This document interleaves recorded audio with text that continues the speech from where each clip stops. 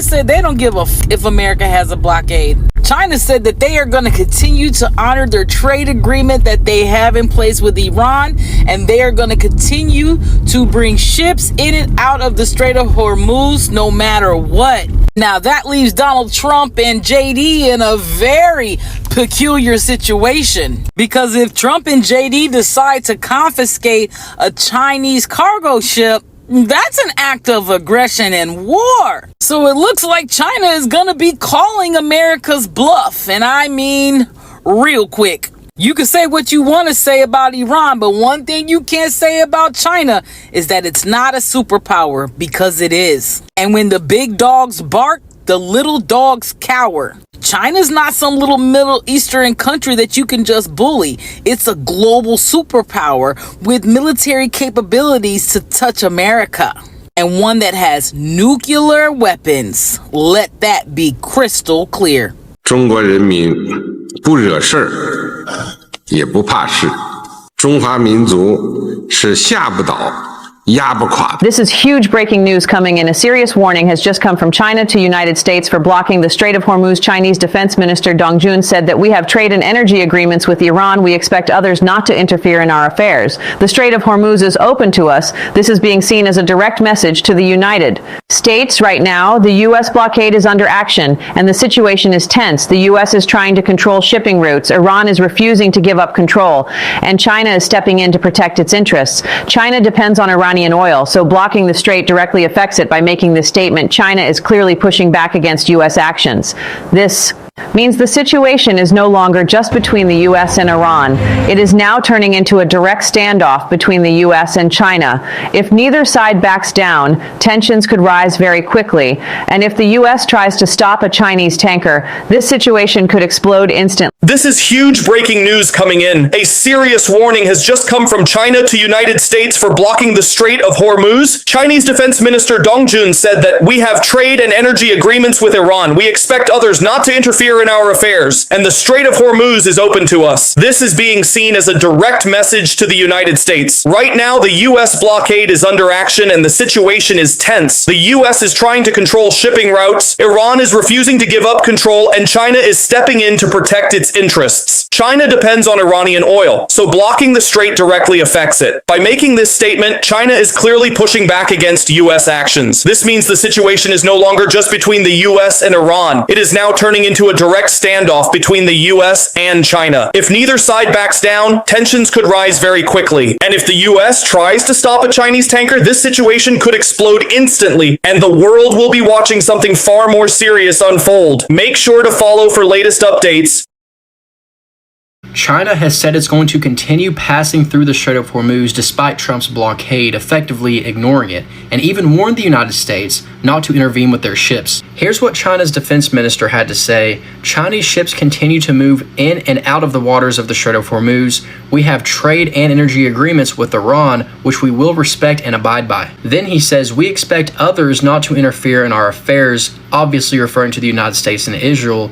Iran controls the Strait of Hormuz and has opened it to us. He also said a blockade of the Strait of Hormuz would go against the international community's interests and urged calm and restraint by all sides. Meanwhile, live from the Oval Office, Trump has set a new 2-week deadline for Iran to make a deal, warning the situation won't be pleasant if Iran does not agree by April 27th. Trump has pushed back his deadline like 6 times now, but China's message is a reminder that we don't rule the entire world. There are several other global superpowers that will hold us accountable. This is why it's so important to not go to war unless it's absolutely necessary, which is why this war with Iran was a major mistake, because it was entirely preventable. So quick update on what's happening in the war against Iran and the Strait of Hormuz and the blockade. All right. So Iran remains in control of the Strait of Hormuz. To dislodge them would require ground forces and significant U.S. casualties. So what the Trump administration has done, and I explained this yesterday in a video, in a way that is pretty dumb and makes no sense, they've enforced a blockade basically farther south from where the Strait of Hormuz is, up here. And they're going to let everything come out of the strait that is not carrying Iranian oil. Now, 2 things that are a problem with that. First off, what about China, Russia, other countries that want to get their oil out and could potentially engage in military action? Not so worried about Russia. They're tied down in Ukraine and they're losing a ton of men every month.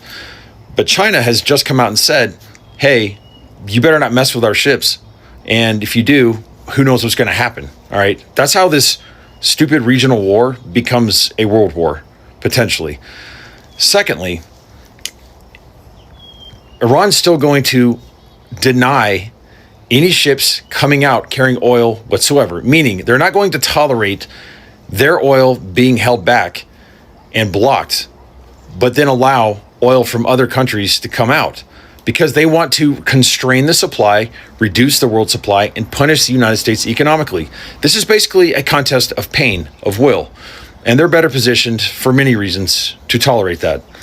So there you go. China warned the United States today that they had trade agreements with Iran and countries in the region that they would go through the Strait of Hormuz, that the United States didn't have a right to block it. What? Yes, China told the United States today that they had trade agreements with Iran and other countries in the region, that they needed to use the Strait of Hormuz. It is international waters, and they're planning on using it. Well, Donald Trump saying the Strait of Hormuz is under a U.S. naval blockade. What? So what are we going to do? China's going to try to move ships, tankers, or cargo, or other things too. We're going to do what? Go to war with China over this now, Donald Trump? Donald Trump is going to potentially do that. He's going to run the risk of something happening to do something like this. Have they thought any of this out?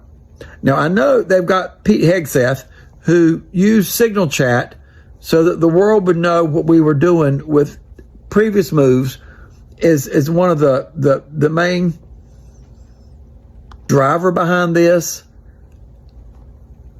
Has no one thought the consequences of any of this out? Not to mention depriving the world of oil that the world needs for the economy of the world, to keep the economy from the world potentially going into a recession or more because of Donald Trump's ego with Iran. They need to pull the hell out. We don't have any business being there to begin with. So what do you all think? We're going to potentially start a war with China over this now? Should we leave Iran and get out? And should we ever have gone there to begin with? Tell me what you think about all three. Love to hear from my Democrats, my MAGAs, my crazies, my cuckoos, and the burned out light bulbs. Donald Trump, what have we gained through this? You've actually made the United States weaker by doing what you've done. Think about it. I'll explain it in another video. You've made the U.S. weaker, not stronger. Okay, so as we wrap this up, what we're witnessing right now is more than just another geopolitical disagreement. It's a very clear signal that the global power dynamic is shifting right before our eyes. Because here's the reality. China didn't just push back like quietly. They made it publicly known that they do not agree with the United States approach in the Strait of Hormuz. In fact, Chinese officials have openly criticized the U.S. blockade, calling it dangerous and irresponsible, and warning against any interference with their economic activities. And when you really break that down, it's not just about politics, it's about power, influence and survival in a global system that runs on energy. The Strait of Hormuz is not just any waterway. This is one of the most critical choke points in the entire world, with roughly 20% of global oil passing through it under normal conditions. That means whoever controls access or even influences access holds serious leverage over the global economy. So when the United States moved forward with a naval blockade targeting Iranian-linked shipping after failed negotiations, it wasn't just a regional move, it was a global message. But China's response, that was a message right back, okay? China has made it very clear that it has trade and energy agreements it intends to honor, particularly with Iran, and that those agreements are not up for negotiation by outside forces. And that is where things start to get uncomfortable for the United States, because this situation exposes a very real limitation, even with military dominance. Enforcing a rule globally becomes complicated when another superpower simply refuses to comply. We're already seeing cracks in that enforcement.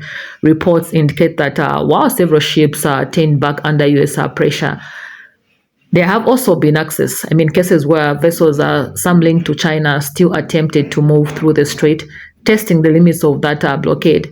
Now think about the message that it sends, okay? It tells the world that this isn't just about Iran anymore. This is about who gets to decide how global trade flows.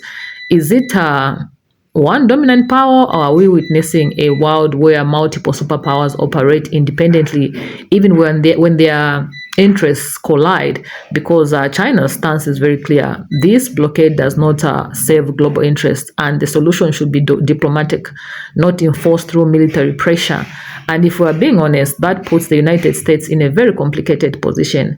One hand, they are trying to apply pressure and control the situation. On the other hand, they are forcing a nation that is not only economically powerful, but also deeply dependent on that very route for its own energy security. China relies heavily on oil imports passing through that region, and any disruption directly affects its economy.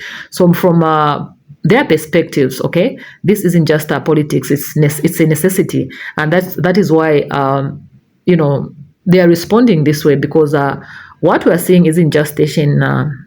They're resisting, okay? This is a resistance, okay? It's a superpower saying, we hear you, but we are not following you. We don't give, okay? And globally, people, we are watching. Some sees this as China standing up against what they view as overreach. Others see it as a dangerous escalation that could push two major powers closer to direct confrontation. One thing about this whole thing is that it's undeniable. One thing that is undeniable about this whole situation is that it has exposed how fragile the systems really are.